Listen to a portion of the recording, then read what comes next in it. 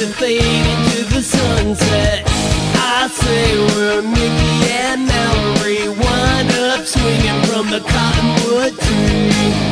Never going to change the world. It's just a story of a boy and a girl.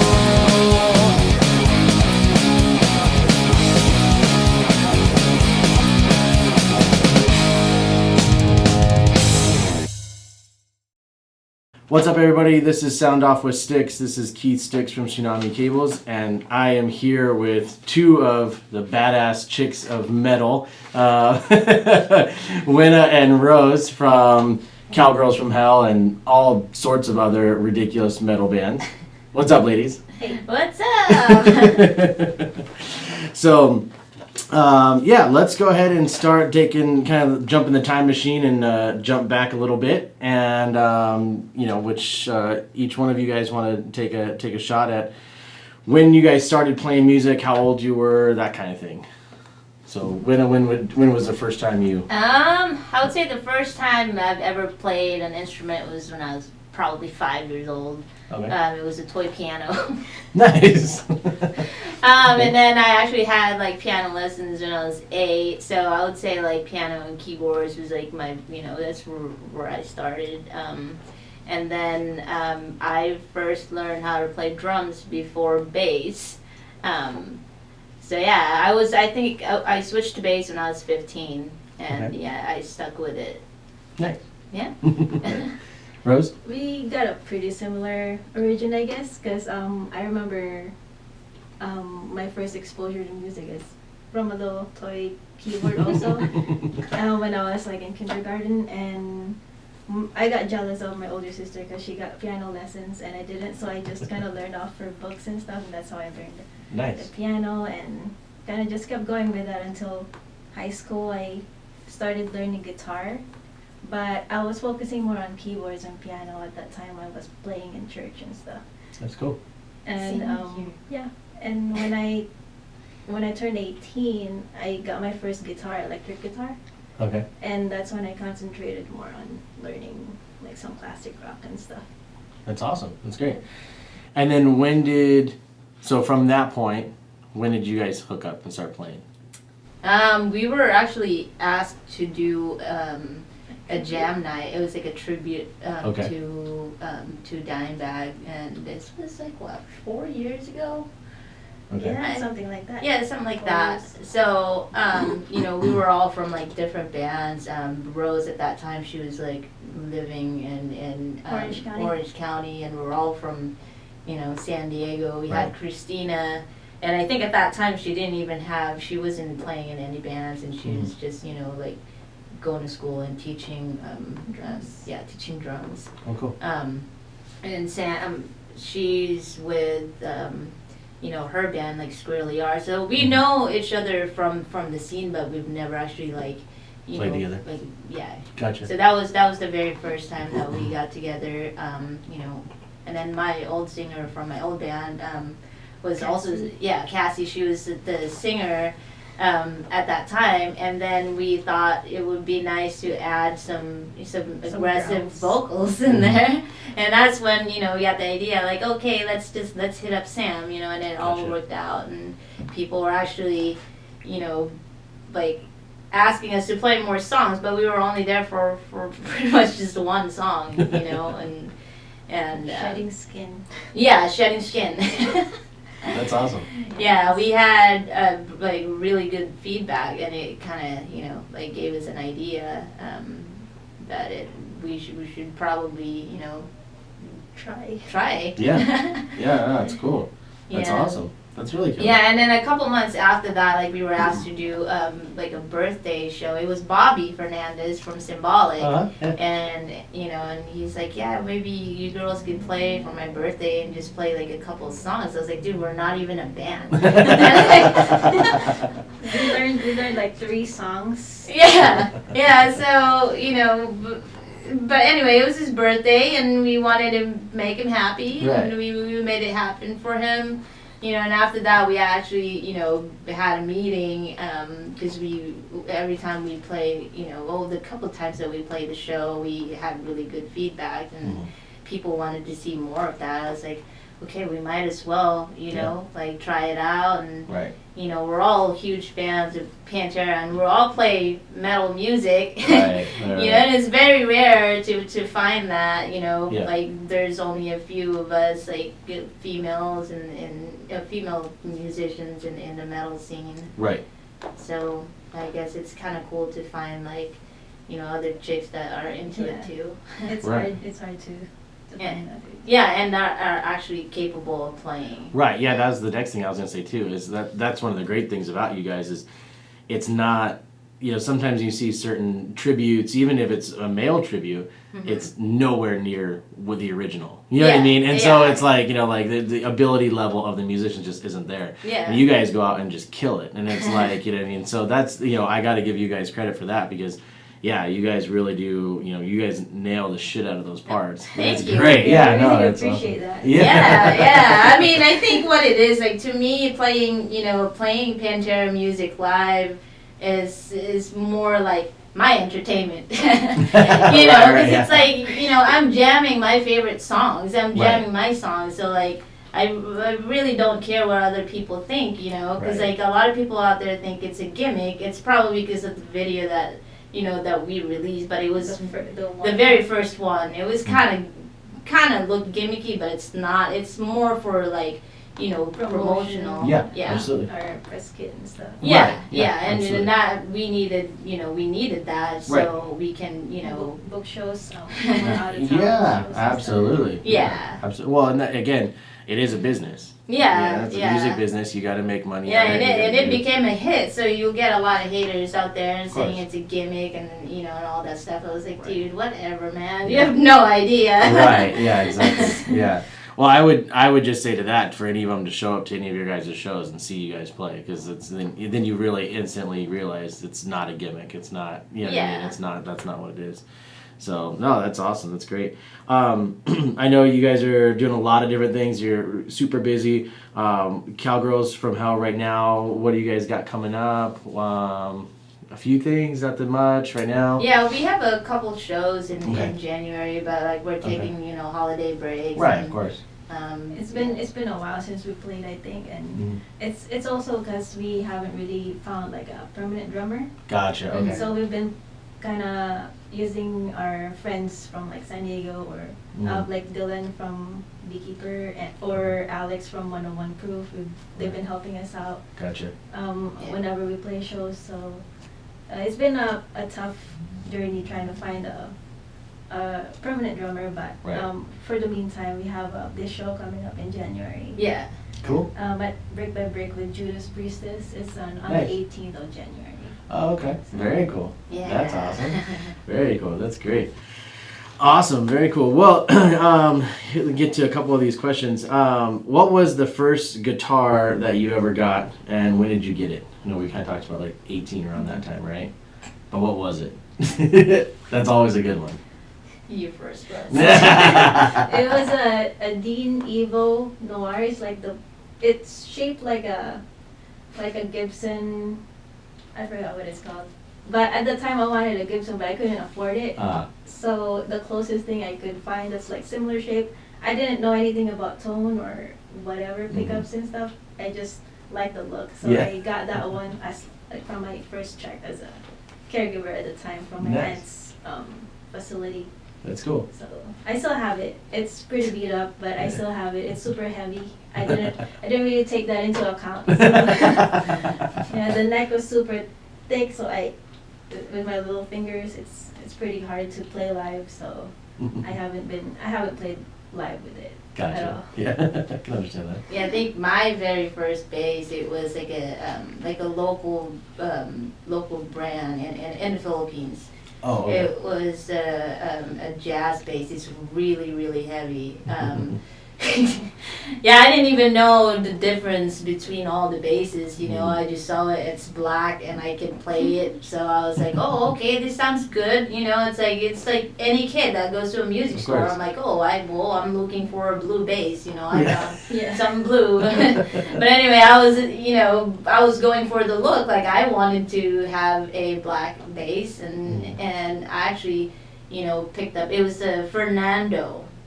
It's called Fernando bass, but it sounds really, actually really good. Okay. And I wanted to find that bass again because, you know, that was my very first bass. I already sold it. I don't know to who, but anyway, I remember it sounding, you know, sounding pretty good when I was young. I don't know. I can, you know, that's why I wish I could still have it so I could kind of compare it to like the basses that I own now, Right. you know. But I guess like, you know, it actually it helped me out a lot because the action was too high when I first started playing bass, and then I was playing that for a while, you know, practicing every day. Right. You know, got nothing to do, just sit around and like play keyboards or play bass for hours, you know, and then like I switched to a 5-string bass, and I actually got that 4-string bass like fixed. So I got the action fixed, and after that I was just easier. oh my god! I was like my fingers were flying. I was like, there's some complicated riff that I couldn't do before. Like I could actually do it. That's awesome. Yeah. So that was it. Well, that's cool.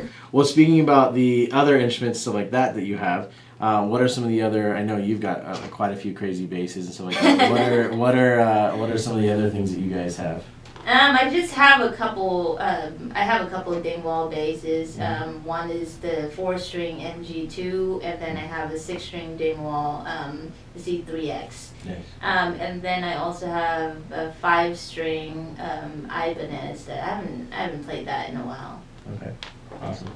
I usually use the M1000 LTD, Okay. and that's my main one for both Cowgirls and Infinite Death. Gotcha. Because it's on D, and I also have the Jackson Kelly, which I use as a backup, Oh, okay. and the RR3 Jackson RR3 that I use for our standard E songs.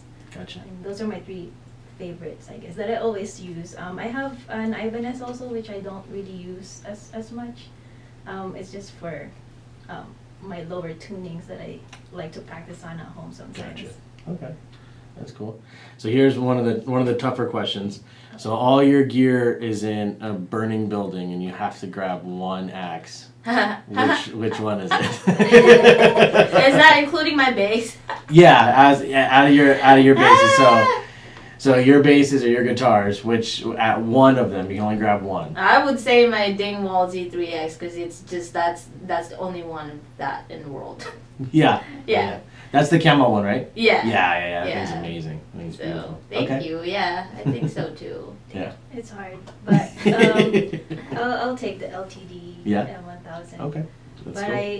it would be really hard though, because I do like Jackson, so. I mean, I have 2 hands, so I can Grab 2, yeah. I've had a couple people say that. Like, Yeah. I'm grabbing 5 or 6. Yeah, I mean, I'm grabbing my 6 strings because it's like if you Right. have 6 strings, then why would you need the 4 strings? You know, I mean, there are songs that are harder to play on the 6 strings. You know, like because you got to consider like the 2 extra strings that are gonna be ringing. You know, Right. But if I'm gonna be grabbing just one thing, I'll make it work with, you know, I get all the strings. Get them all. I have a lot of options. Yeah, right, exactly. I can play anything. Right. What is the worst thing that has happened to you on stage? It's always a funny one. Cockroach flying. Cockroach flying? Okay. I guess, okay, so, You have to explain this. I don't know if people knew, but, you know, I played music, you know, I played live shows in the Philippines too, and I remember this was one of the first shows that I played there. You know, this is a long time ago. It's like a small bar. And I remember there's a cockroach that was flying, and I was freaking terrified of cockroaches. I freaking hate them. So, so I pretty much, like, I didn't drop the bass, but I ran with my bass. I got off the stage, I was like, I'm not doing this shit. I'm sorry. Yeah, I was probably, I don't know, like 17 years old, or Okay. I don't even know how old I was, but it was terrible. Terrifying. and they have gigantic. Yeah, we have, oh my god, they fly, and they're gigantic. It's like, yeah, it's big. I don't know if you've ever seen one. I think I know what you're talking about. I mean, Yeah. I know we have cockroaches here, but I get what you're saying. They're bigger. They're bigger and they fly. They fly, yeah. Stink and they're nasty. But yeah, I think, if that happens now, I wouldn't get off the stage, but I don't know. I like play it off a little better. Yeah. Maybe just a little bit. Yeah, maybe. All right, Rose. What's the worst thing that's happened to you on stage? Worst, I guess one time I tripped on my pedal board because before I used to just leave my pedal board in the bag, and the little strap kind of came out and I tripped on it and I fell on my butt on stage while we were playing. But since that show, I took out my pedal board from the bag and put the bag You've away learned. because I learned. That's hilarious. That's funny. That's really good. Yeah, we've had lots of falling and people are doing all sorts of crazy things. So Yeah. Yeah, I'm just glad there's no footage of that. no Yeah. footage of it. That's a good thing. What advice would you give your younger self, or a younger player or something like that coming up? Something you've had to go through. Oh, that's totally different. Because what I would tell myself is a totally different thing.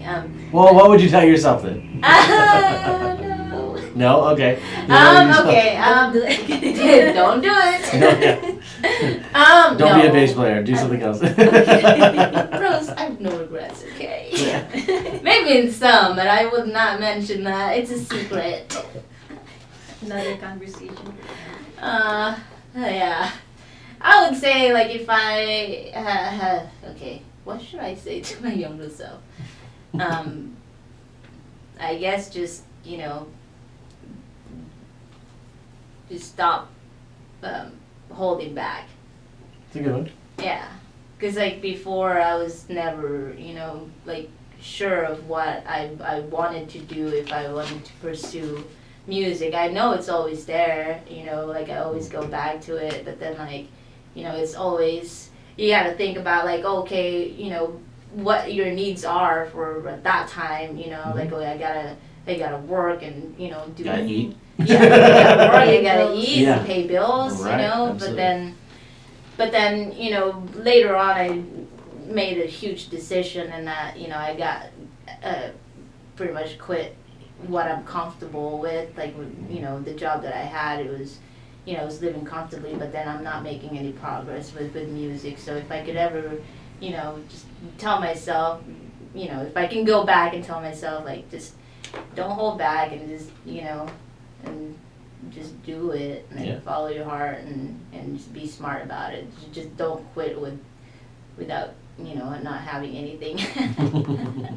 That's good though. It's really good. Yeah, because I wasn't worried before because you get so comfortable. I'm okay, money just keeps coming in, Right. and just buying more gear and all that stuff, and then you don't think about the long term. I'm okay, what would make you a successful musician? What would it take? Right. You got to pretty much save up money and have a backup plan. Right. In case something happens, when you quit your job. And I wasn't thinking that before. Right.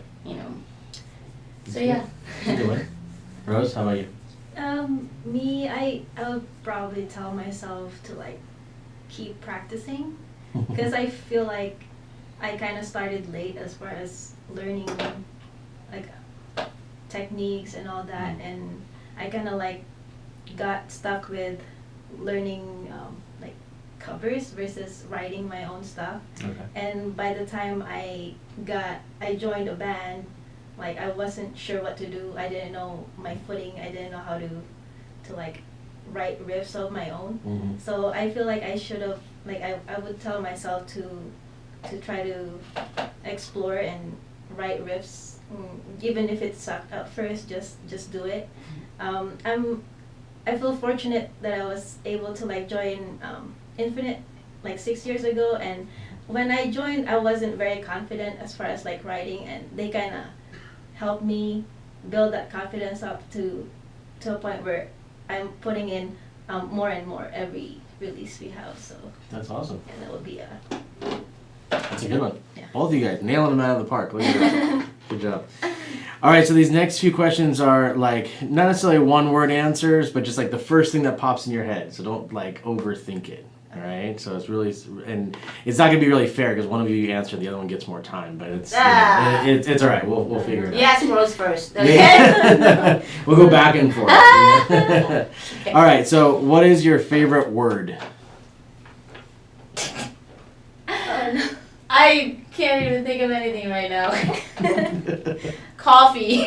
Coffee. That's a good one. That is a good one. Sleep. Sleep. Polar opposites. Sleep and coffee. That's It's just great. a reflection of Crack this and week. weed. Oh no. That's awesome. What is your least favorite word?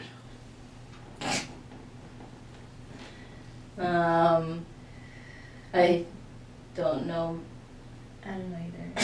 Oh, driving. Driving. If we can just teleport from one place to another, that would be so awesome. Save us so You're much time. very efficient. Yeah, it would save a lot of time. Lazy. Lazy. Okay. It's annoying when people tell me they're lazy.